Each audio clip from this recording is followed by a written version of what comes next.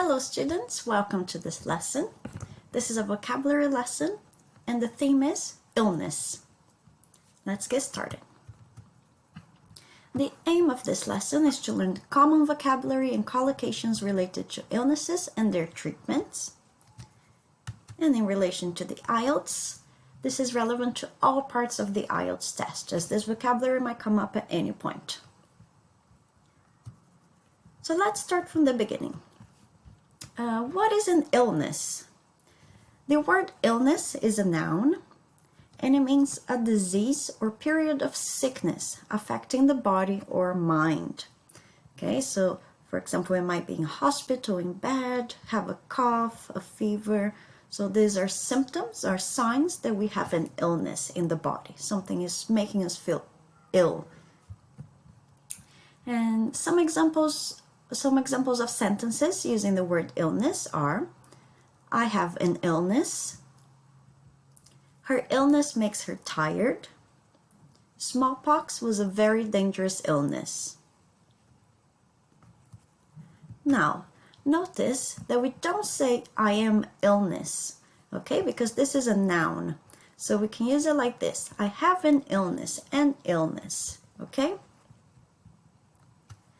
Now, the word ill is an adjective, and it means suffering from an illness or disease or feeling unwell. For example, I am ill. Here it is correct to use this structure because I'm describing myself, my condition. I am ill, okay? And adjectives, they give us a description, some qualities of something. So I am ill, and not I have ill. That would be incorrect. I am ill. I have an illness. She went home early because she felt ill. Sorry, I can't come to the party tonight. I'm ill.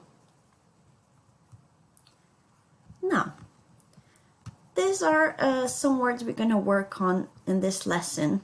So try to complete this text with the words from the box. Okay, it's okay if you don't know exactly what they mean or where they go. This is going to be just an activity to see how much you know already. And then we're going to look at this vocabulary in more detail in the next slides. So just give it a try. Pause the video and come back when you're ready. Ready? Let's take a look. Okay. So I'm going to read the text for you with the correct answers in the correct slots, okay? So microbes are microscopic organisms, which means they are so small humans can only see them with the help of a microscope. And this is an image of a microscope just to help you out. Bacteria, viruses, and fungi are examples of microbes. Some microbes are good. Humans have bacteria in their bodies to help regulate digestion and the reproductive system. Additionally, mushrooms that are safe to eat are examples of fungi that are not harmful to humans. In contrast, other types of microbes make humans ill and can even cause death. These are called germs. Different types of germs cause different types of illnesses and may be transmitted in different ways. Eating contaminated food, for example, may cause a bacterial infection known as food poisoning. Similarly, you risk catching a cold by breathing the same air as someone carrying the virus. The best way to prevent contamination is to regularly wash your hands and avoid touching your face. And I highlighted here in yellow the expression catching a cold. This is a collocation, so it means that there are words that usually go together. So when you're talking about getting ill from a cold, you can say that we caught a cold. So to catch a cold or a virus. An example here, get out of the rain, you're going to catch a cold. Okay, so to catch a cold. And here we have some examples of fungi. The mushrooms, for example, some are safe to eat and some are not safe to eat. We have examples of bacteria. Right there, bacteria. That's how they would look like in the microscope. And this is what viruses would look like under the microscope. Okay, just for reference. And a note, bacterium is the singular Bacteria is plural. Fungus is singular. Fungi is plural. Virus is singular. Viruses, plural. Okay, and this text will help as reference as you're going along during the activities in this lesson, just for you to have a better understanding of what the words might mean. So you can come back to this text as you're doing the activities. So let's see what's next. Match the nouns with their definitions. So we have a list of 8 nouns on the left and definitions on the right. The first one is done as an example. So number 1, illness is a disease or period of sickness affecting the body or mind. So take your time to try and match the other ones with their definitions. Pause the video and come back when you're ready. Ready? Let's go. Number 2, harm means physical injury or damage, especially that which is deliberately inflicted. And this means that there is an intention to cause this harm. So deliberately inflicted means it was done on purpose. Allergy is a condition that makes a person hypersensitive to certain foods or substances.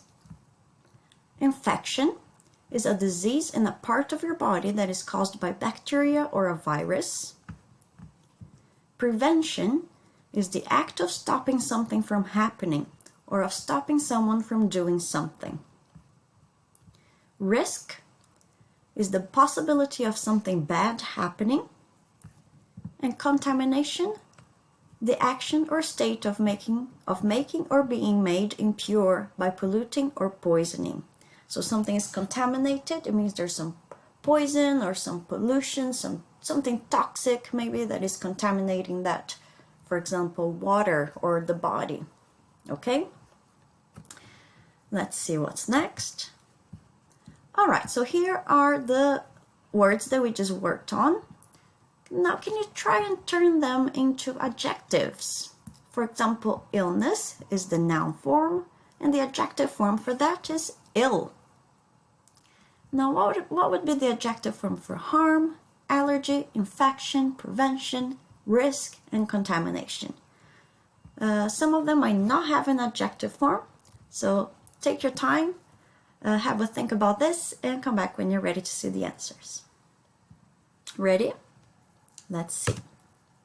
Okay, so they all have adjective forms. For illness, it's ill, harm, harmful, allergy, allergic, infection, infectious, prevention, preventable, risk, risky, contamination, contaminated. Now, can you do the same, but look for their verb forms? What are the verb forms of these words? Do they all have a verb form? Take a moment, pause the video again, and come back when you're ready. Ready to see the answers? Let's see. Okay, so for illness, we don't have a verb form. We don't say to ill, for example. That is incorrect. So no verb form. For harm, we have, it looks exactly the same. So the verb is to harm. Okay, it looks exactly the same as the noun. For allergy, we don't have a verb form. So we put an X there. For infection, we have to infect. And I added as well the verb disinfect. So for example, if something is infected, if I have a surface or if I have a surface that is infected with something, with a virus, we can use, for example, some cleaning products and disinfect the area. So we get away of the microbe or the germ that might possibly cause that infection. So it's the same verb, but with the DIS in front of it. For prevention, the verb is to prevent. For risk, again, risk, to risk. Contamination, contaminate. Let's see what's next. Okay, so using this vocabulary that we just worked on, choose the appropriate word in brackets and use them in the correct form to complete the sentences. So here, number 1, eating a lot of sugar can be to your health. So what word would work better with this sentence? Is it harm? Is it infection? And in what form? Is it a verb, a noun, an adjective? So choose the most appropriate word from the brackets and use the correct form of that word to complete the sentence. As always, take your time, pause the video, and come back when you're ready. Ready? Let's see the answers. So number 1, eating a lot of sugar can be harmful to your health. The smallpox is a highly infectious disease. Wearing a mask can help prevent the spread of the virus. She can't have a dog. She's allergic to them. Smoking increases the risk of heart disease. I felt so ill, I had to go to the hospital. It isn't safe to drink the water here. It's contaminated. Now, we have 3 nouns here on the left and meanings or definitions on the right. And we need to match the nouns on the left to their meanings on the right. So the nouns are treatment, vaccine, and vaccination. Take a moment, try to match them up, and come back to see the answers when you're ready. Ready?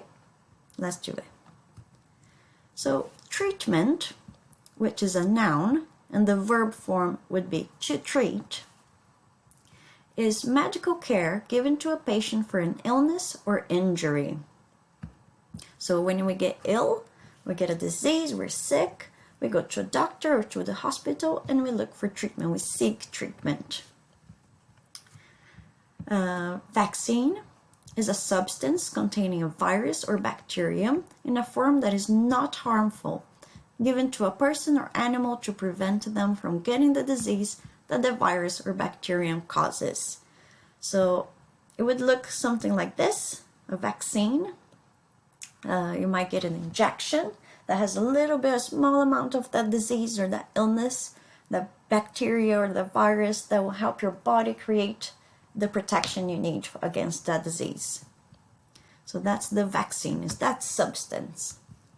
And vaccination is the noun, and the verb would be to vaccinate against. Again, this is a collocation. When you say to vaccinate, we usually vaccinate against something, against an illness, against a disease. So the vaccination is the process or an act of giving someone a vaccine. Okay, vaccine is the substance. Vaccination is the act of giving someone a vaccine. And a note here, vaccination can only prevent the development of a disease. It cannot treat them, okay? So we have 2 different things, 2 different ways of dealing with disease. We can use a vaccine and vaccination to prevent, so we don't get the disease in the future.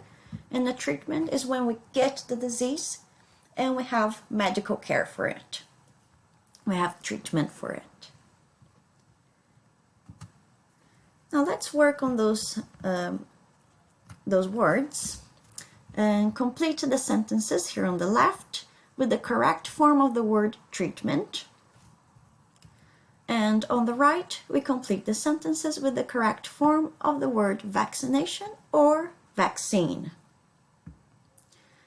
So take a moment again, complete the exercise, and come back when you're ready to see the answers. Ready? Let's take a look. On the right, number 1. On the left, number 1. I was treated for an infection last year. Number 2. This is Dr. Harris. He's treating my allergies. 3. She's having treatment in the same hospital as you. Number 4. You need to seek treatment for that cough. And I highlighted to seek treatment because this is a collocation. So usually when we're talking about going to look for a doctor, to look for treatment, to search for it, we use the verb to seek. so to seek treatment. And on the right, the exercise number 1. I was vaccinated against smallpox when I was a child.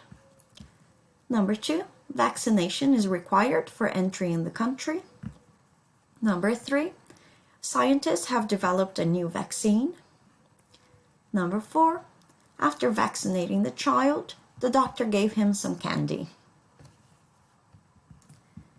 Okay, now, talking about treatment, which is medical care given to a patient for an illness or injury. Match the types of infection on the left with the forms of treatment on the right. So we have fungal infection, just a reminder of what the fungi look like or what we're talking about. We have a viral infection and a bacterial infection. So what's the treatment for each one of these types of infection? Again, take a moment, complete the exercise, and come back when you're ready to see the answer. Ready? Let's see.